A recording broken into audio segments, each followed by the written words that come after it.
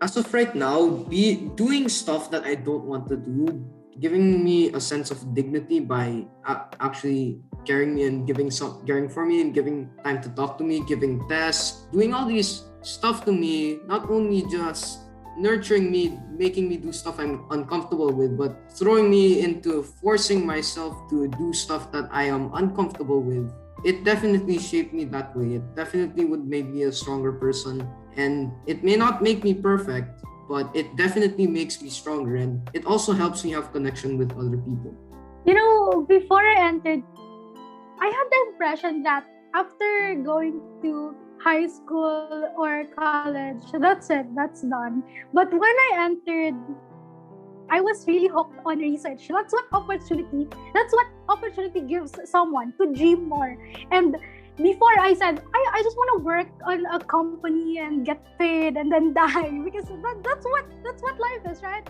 But then, and when I was offered the opportunity to really get to know myself better, to know what I deserve and to know what I want to become, I hope to become in the future. That's what told me to be more perceptive, be more engaged in my community, and to just go outside, apply what taught me, not just inside the school, not just inside the four corners of the classroom, but outside. I became a researcher a year after I entered. And I think everyone deserves to have that opportunity too, to be educated in a certain field you're interested at. So yeah, I think that's what I felt.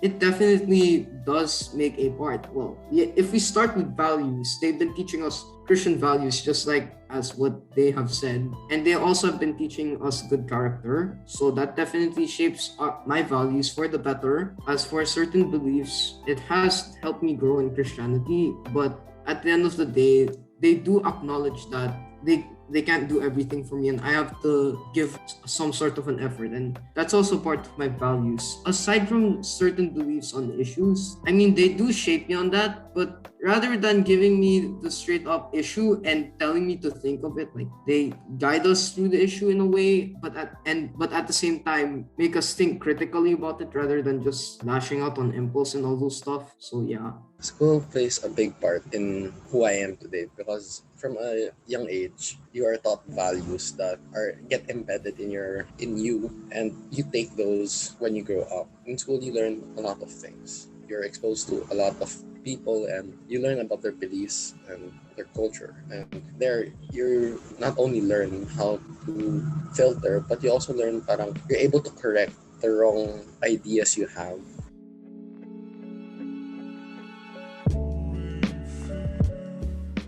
Honestly, no, I don't think so. Mike, I have a cousin and she's studying in the school nearby. It's a public school too.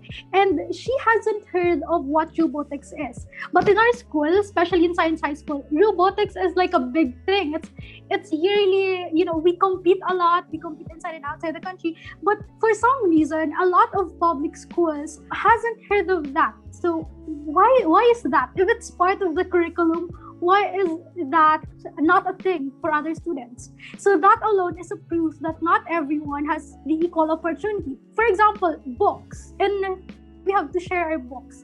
For example, 2 person sharing one book because we are overcrowded and DepEd only gave this number of books. So we are compelled to do what it takes in order for us to learn. So that's the adjustment that we have to do to share books. Or in terms of the facilities, when you don't have like laboratories in your school, functional laboratories or functional libraries in your school, it is harder to get more opportunities or like be open on other paths, because all you will do in school is attend your classes.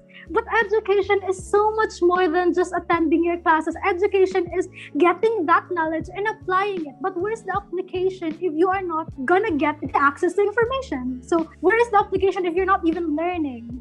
Well, first of all, I think that they do deserve equal opportunities. Every student has their potential, and it's everyone's job, not just the teachers, but also the students, to make sure that we maximize each other's potential and really develop each other to form a really good nation. But the one thing that I will say is that each student deserves the same opportunities because each student was created by God with talents. No, I don't think they're equal because more often than not, the lower class have to go to public school by default because they can't afford that. So following that, you can't afford more expensive schooling or more quality schooling at the lower level like high school and grade school. You might not be able to afford college, and that's something that job markets really look at. They're not really looking at how educated you are technically, they're looking at how far you've gotten. When you look at it, a college degree, it's not really a representative of how well you've done, of how smart you are technically. It's just to show that you've achieved this and you've gone through this education. So if you haven't gotten a college degree because, for example, you weren't able to financially support yourself or something like that, employers would be less likely to hire you because you don't have this thing that they see as a minimum requirement.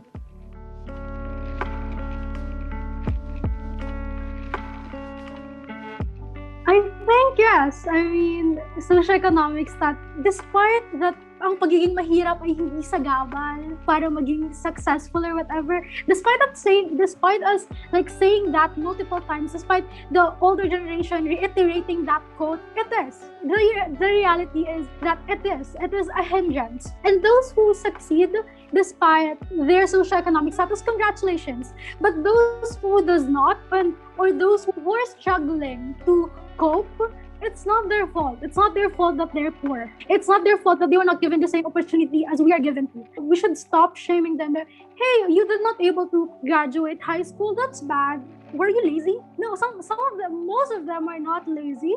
Most of them tried so bad, but at the end of the day, did not get the opportunity that they deserve, so they just stopped trying. And it's okay. What's not okay is people who are shaming them for being poor, for not being able to reach their dreams, because not all of us were given these, if you give a businesswoman, let's say you give someone 5 pesos and you give someone 500 pesos, which person will do more, will be able to do more? The one with 500 pesos, because he or she has more resources than the other one. Like, that's a basic principle that the moment you give someone more, they will be able to achieve more. And for those who still achieve more despite not having more things, then congratulations, you guys did great. But at the same time, we should stop glorifying the poverty or romanticizing poverty or success despite being under poverty, because it's a problem. Children like us or the youth does not have to experience severe trauma, severe pain just to get through. We are supposed to enjoy learning. And if you are not enjoying learning because you don't have the right resources, then that's a problem. Like, that's something that the government or people who are supposed to be accountable should make an action for.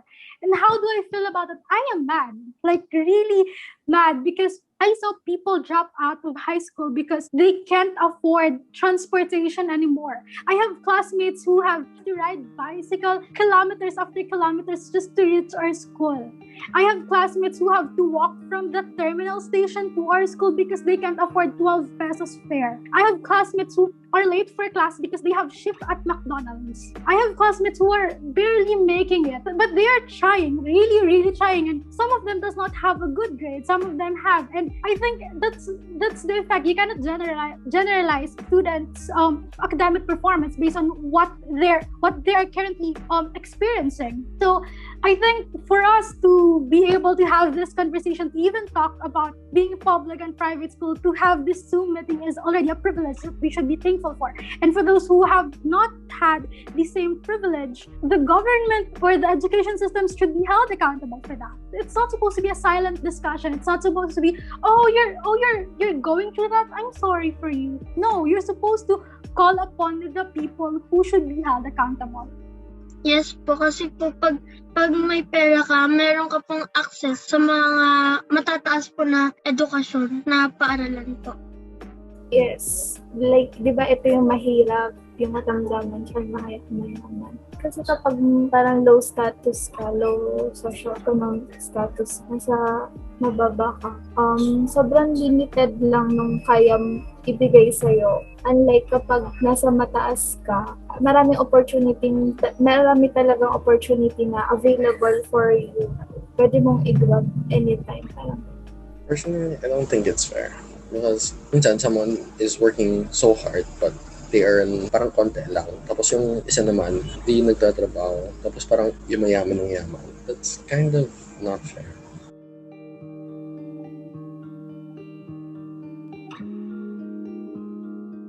I'm not very sure about that, but basing on just my relatives who studied in state universities or city colleges, they're trying. They are having a time of their life. They're still studying. Some of them are already working. Some of them are trying to earn a higher degree. So yeah, I think it's pretty safe to say that they are doing their best. From the people I heard who graduated from my old school and my current one, I see that a lot of them love what they're doing and they're enjoying it. They're able to help others and pursue their passion. I don't know about jobs, but I know that a lot of them get into the top 2 universities. Yeah, kahit saan ka pumasok dun sa dalawa, if may opportunity na makapasok sa mga big universities, kasi may iba't iba namang requirements ng mga big universities. So, napaprovide naman yun ng school. I mean, yung student mismo, kahit saan sila nag-aral.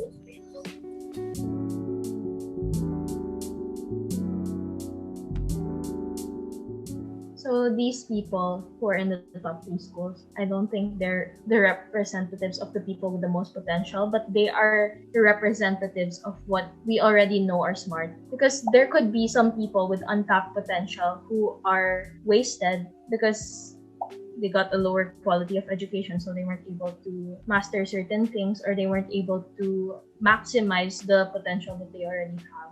So all these people who got in, or all these star students, yeah, some of them come from all kinds of backgrounds, but a lot come from the upper class or upper middle. And they're the people who already had the opportunities to show who they are and develop themselves. Development of yourself is a privilege. As the world is now, it's not something that everyone has the opportunity to do. Not all people have the opportunity to self-actualize. Like, it's the top of the Maslow's hierarchy of needs, right? Not all these people have the chance to maximize their potential and be seen by other people for their potential because they're trying to focus on their more immediate needs.